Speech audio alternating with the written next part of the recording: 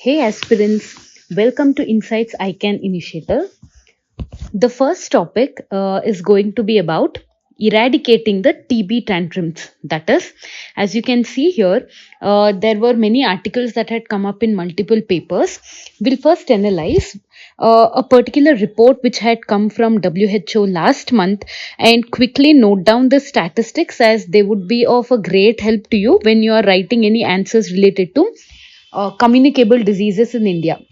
So there were certain milestones recommended by WHO. That is, in India's case, there is 18% decline with respect to all over the cases in the past 10 years. So we have seen a great decline of 18% with respect to TB cases. In addition to this, there is 24% reduction in number of deaths related to TB, which is again better than the international average. At the same time, a very positive impact was seen due to various schemes started by the government. According to the data, out of 26 lakh TB patients in the country, more than 25 lakhs to the people are getting access to treatment to tackle tuberculosis. So this has been a great milestone for Indian government. So in the backdrop of this, and as per the 2018 declaration to make India TB free by 2025, government from 7th of December has started a 100-day intensive campaign. So in this backdrop, we had seen these three articles in Hindu and Indian Express. So this was an editorial and the other two articles as well. So we'll quickly discuss the gist of these three articles. So here we'll just see what is the plan for this 100-day campaign. Basically, the idea is to enhance detection of high burden districts. So there are certain districts where a lot of TB cases are being registered. They are called as high burden districts, and here the target is to go and identify and find out some early detentions. That is, as soon as a person is becoming a victim of TB, they are identified at an early stage. So this is called early detection or identification of TB patients. At the same time, in this campaign, the target would be to go for a timely reach, so that those people who are vulnerable to tuberculosis, even they can be protected against the disease. So with this, the government has kick-started the idea of tackling tuberculosis, eradicating at the ground level. So we'll see what were the initiatives government has taken with this regard till now, which would be very important to mention in your answers. So of late, there has been a major intervention in the form of Nikshay Poshan Abhiyan. So it is Nikshay Poshan Abhiyan. So in this, government is giving, or till now who used to give 500 rupees of direct benefit transfer to 2B patients for ensuring their nutritional security. So due to this, from the last month onwards, this amount has been revised to 1,000 rupees per month. The second major intervention has been Pradhan Mantri TB Mukt Bharat Abhiyan. So in this, the basic idea is community mobilization. So integrating community to reduce all the trauma stigmas associated with tuberculosis. The third one is roping in Nikshay Mitras. So Nikshay Mitras would have a major role in community engagement. And the fourth major step is Nikshay portal, through whom we have Nikshay Mitras. And the very important one is indigenously built molecular tests. So these molecular tests are now available across all districts of the country, and these kits will help us to identify tuberculosis at initial stages so that treatment can reach the person at the right time. So in this, now we'll see what are the challenges standing before the government when we are talking about the eradication of tuberculosis in 2025. So the first challenge was mentioned in tuberculosis according to an investigation done by the newspaper.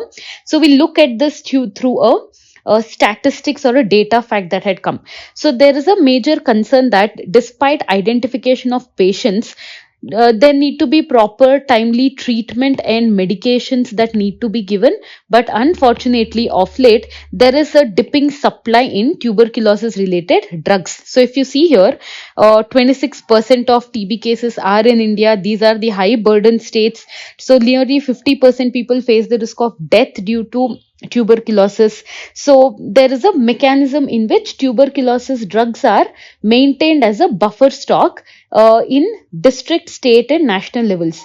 So stocks for 2 months at the block level, they keep updated, but of late there is a persistent problem of drug shortage due to cancellation of tenders due to certain administrative reasons. So what is the negative impact of this? One is this to we can say the patients will not get timely treatment, and if without timely treatment there is a threat of death as well. At the same time, the problem is when we delay antibiotic medications, there is a chance that they develop resistance. So already India is battling multi-drug resistant tuberculosis. So in this case, if we delay or if we stop giving the drugs at the right time, the whole disease will turn resistant, making it difficult to treat the infections further. This is the first challenge that the government needs to work about. The second challenge is about stigma. Okay, the whole disease called tuberculosis is stigmatized due to the fear that it is contagious, spreads easily from one person to another person. It is associated mainly with poverty because it reduces the number of active days of working, and also there is a lot of unhealthy behavior that a person will experience when they undergo tuberculosis. So because of all this, there is a lot of social stigma that comes to the disease, and also self stigma. That is, a person tries to demean their own self, and this in turn is leading to mental health issues. So this mental health challenge has hardly, have to a great extent led to hopelessness among the patient, and they ignore the treatment which would put them in the arms of death. So this whole problem of social stigma and the mental health of TB patient has been ignored largely by our policymakers. And this article in Hindu was talking about certain suggestions which would be practically in implementing. So what is the suggestion to make sure the stigma is eradicated or the mental health issues of TB patient is taken? As of now, it is compulsory for every TB patient to undergo diabetes and HIV screening as well. So the author suggests that in addition to this, there should be a mental health screening also done at the ground level, and if there is any discrepancy found, they need to be tackled by integrating mental health experts, or let's say psychiatrists, in the treatment for tuberculosis. So without mental fitness or having a hope that we will get cured from the disease, the battle to end tuberculosis may be a half won one. Hence, remember the statistics and the ideas, especially challenges that we just discussed. It would be very crucial for you when you get any question in GS paper 2 related to health and governance. The second topic is based on a good editorial from The Hindu called States and the Challenge Before Finance Commission. So we have titled it as Fiscal Fiasco because this whole concept of federalism is from the angle of fiscality, that is in the angle of tax devolution from the center and state. So this article was written by none other than the Chief Minister of Tamil Nadu. So we'll just try to see what are the nuances or ideas the author has kept here. So the writer first talks about Finance Commission, though its recommendations are implementable only for 5 years. This writer tells that any commission, its recommendations have an influence on Indian economy's trajectories in the decades to come. So it's not just for 5 years, for many decades it's going to impact our development story. So he talks about opportunities that we can take from the global challenges. So what are the changes that are required while Fiscal Commission is looking is some kind of suggestions the writer is giving here. So the author tells here that in the world, currently we are in a system where every successful country in the world is trying to renegotiate its friendships in the form of friendshoring and reshoring. That is, this is reshaping our international trade. So friendshoring is a concept where production and manufacturing of countries is mainly moved to friends or countries where there is stability of political relations. So we can see many examples of friendshoring happening, especially after COVID pandemic. And at the same time, reshoring is the idea where the countries are bringing back the manufacturing operations to their own country or nearby countries. So in this context, India could be a greater beneficiary, and the author here tells that if Finance Commission strengthens the state governments that are progressive in nature, they would make the best use by attracting the countries which are looking for friendshoring and reshoring. So it is helping us to be a part of the global supply chain altogether. So Finance Commission has to strike the balance, according to the author, between equitable distribution, that is every country needs every state needs an equal share.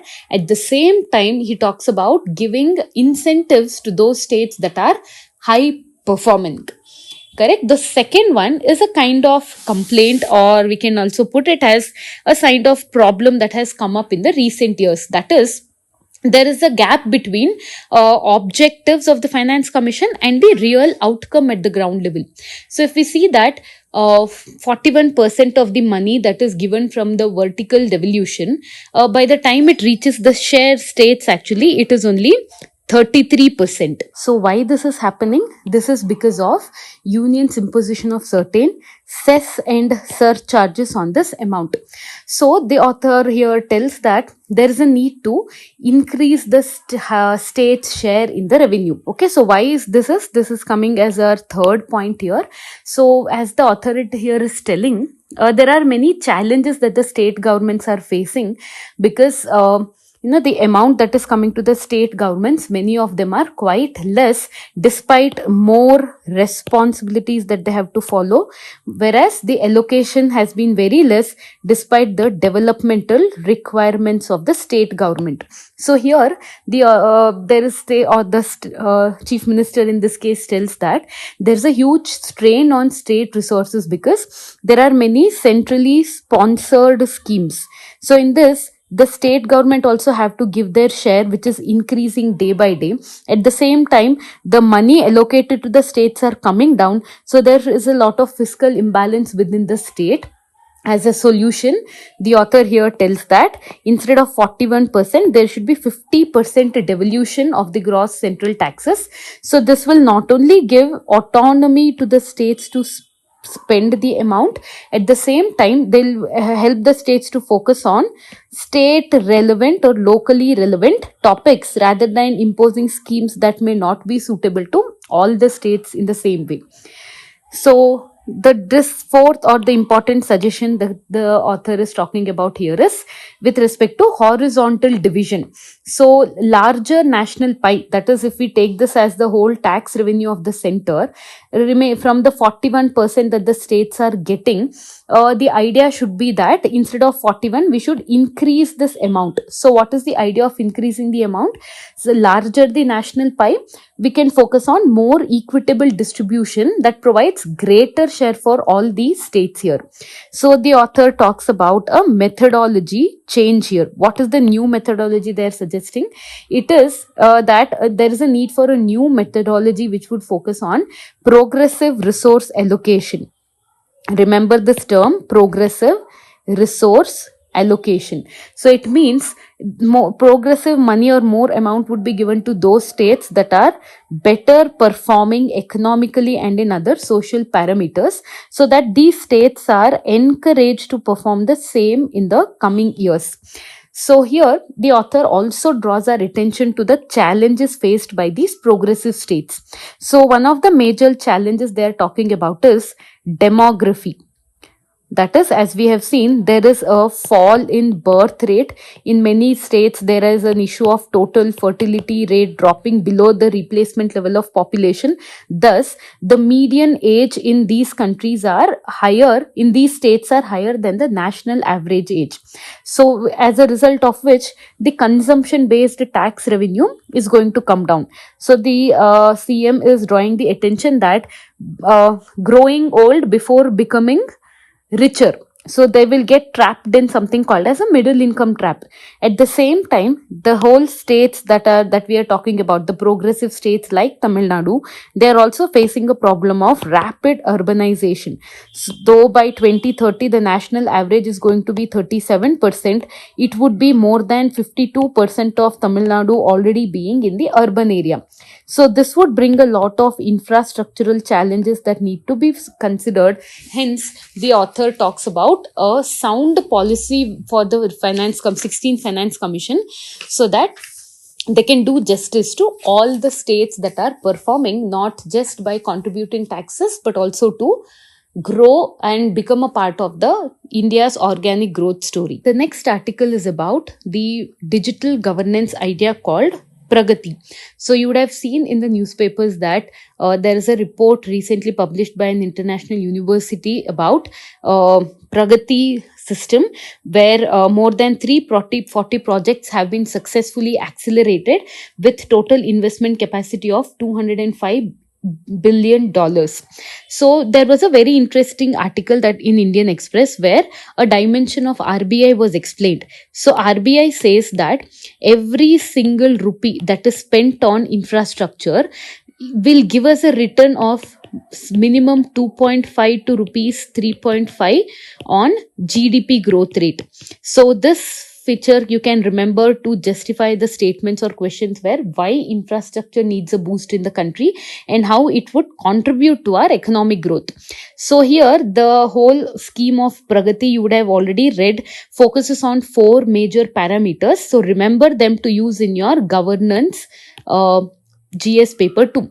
So first important component would be leadership, followed by video conferencing, drone feeds, and later data management. So all this is done to enable overseeing of critical infrastructure. So this article gave a case study of Bogibeel Bridge. So Bogibeel Bridge basically is on the river Brahmaputra in the state of Assam, which was considered unbridgeable. So already there was a project before 2015 which was a decade old, and hardly there was any bridge constructed with initial foundation stones being laid for it. So as soon as it was added into the Pragati scheme in a fast forward manner, there were regular visits by state entities and the central government officials. So there was an increased cooperation between the various officials in this area. And we see that within a span of 3 years, in the year 2018, Bogibeel was contributed or gifted to India's northeastern region, acting as a major connecting entity for the people. So this shows that how coordination and usage of digital technology goes to a great extent in implementing these kind of infrastructural projects. So this is not just about physical infrastructure. These studies have also told about the role of Pragati in social infrastructure, let's say rural electrification, drinking water. It has been achieving great milestones even on this front. So what are the lessons for countries to learn from Pragati? So this would be a relevant part for us. You can implement this in our international relations as well. Let's say what G20 can learn from India or how India can help global south. It is by exporting this model of Pragati. So the first one is, it's not important to have just technology. That is, technology alone isn't enough. We need a broader commitment here, or we can talk about we need sustained leadership. So this sustained leadership is what will help us to drive the implementation of these kind of programs. So the second one here is about digital platforms. So digital platforms are designed, especially they should be in such a way that they collaborate between various stakeholders by also taking into local communication and local citizens' needs. The third one is by combining technology. So what are the combinations of technology used here? Many other app called Parivesh app for environmental clearances, Gati Shakti for coordination between ministries. So basically this entire thing, they connected a powerful synergy to make sure infrastructure growth is going forward. So remember, this Pragati is a very good example to tell how digital governance or e-governance can make a lot of red tapeism go away, and it is this technology that needs to come in to eradicate corruption as a concept as well, and to make sure once we invest money, it doesn't go on for many years making the project more and more expensive, but finish it off at time, which would also cover the topic of efficient usage of public funds. So we'll go to the next topic now. This is based on a particular editorial in Deccan Herald newspaper, where the author talks about why India is underperforming in research and development and what are the solutions for this particular topic. So as we know, this topic would be relevant in GS paper 3, innovation, intellectual property rights and the other areas. So India is considered as an underperformer here because the share of this can be a very good statistics to be used in your answer wherever you want to talk about increasing trade as well. So India's share in high technology exports when compared to the world is in a really bad shape. So if you see, India contributes only to 12%, whereas Vietnam, our own neighbor, contributes to 39%, and China is in a quick race with 23%. So do we tell that is government the culprit here, that it's not investing in R&D? The answer is no. That is, government has already funded sufficiently based on the income limit of the government. So it has already reached its peak capacity. So who is at culprit here? It is the private agencies who are contributing only to 37% of India's research and development. If you compare this with countries like United States, 75% of their innovation needs comes from private, and in China it is 77%. So in this backdrop, the author identified what could be the problem in our private sector. So the reason here is, first one is about private investment as a share of GDP. So we see that it is private investment at the share of GDP. So this is very, very less in India. That is the contribution of private investment in GDP because of higher tax rate.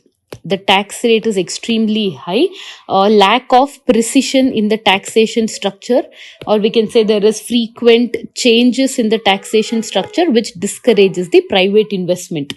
The second major impact is talent retention.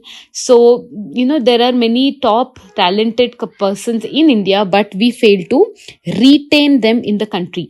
So there was a statistic mentioned here that the higher the students rank in IIT JEE, the higher the chances of them migrating to other countries for work.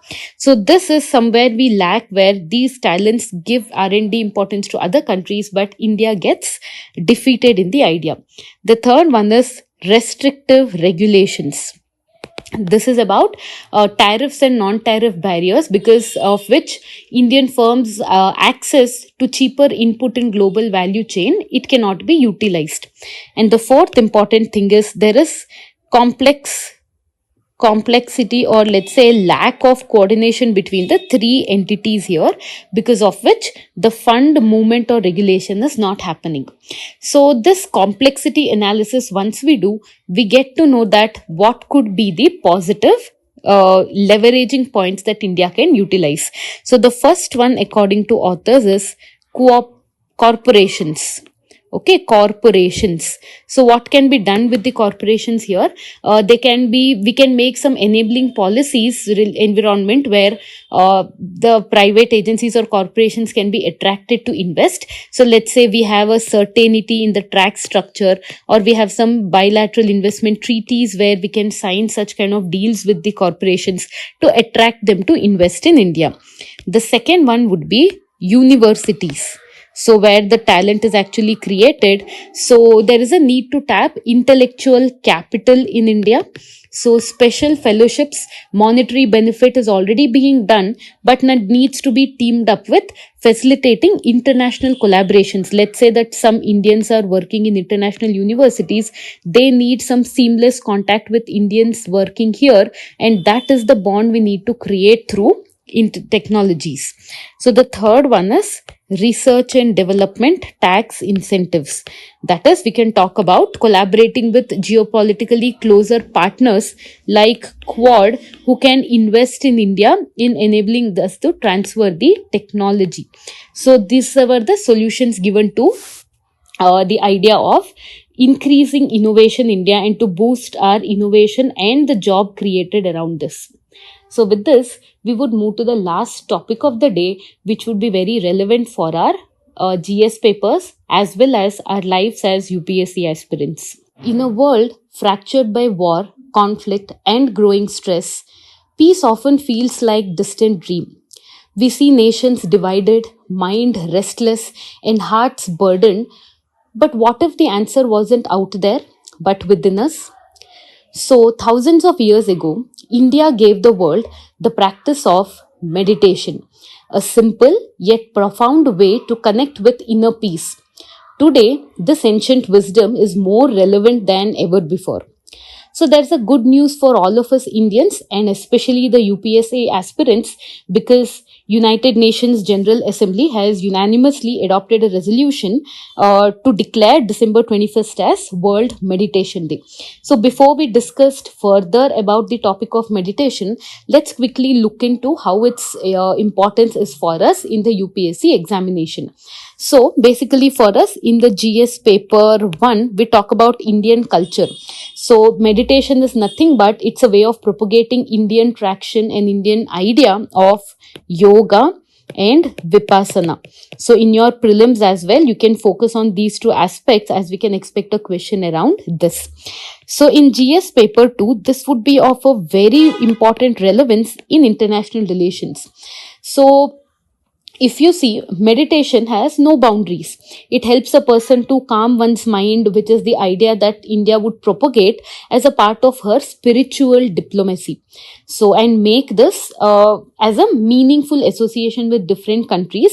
And at the same time, this would help us to get closer towards Sustainable Development Goal 16, which talks about peace and justice. At the same time, in GS paper 2 governance, mental health is a pressing concern for the world, and India can give solution to the world through meditation as a concept. In GS 4, this would be relevant for us in ethics, especially if we talk about emotional intelligence and other aspect. So meditation is a means to cultivate something that we call self awareness, right? So it helps one to manage one's own emotions. So we can easily use the concept of self awareness and meditation to manage or handle our emotional intelligence. So enabling one to make ethically right decisions will be an outcome of this integration, which is a must for leadership roles played by bureaucrats in their daily life. At the same time, the same topic of meditation would be relevant in our essays as well.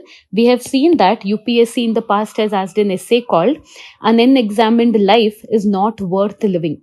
So when the world fights external battles, India teaches to put the inner conflicts at rest so that the externalities of a peaceful mind is reflected in the form of a peaceful world.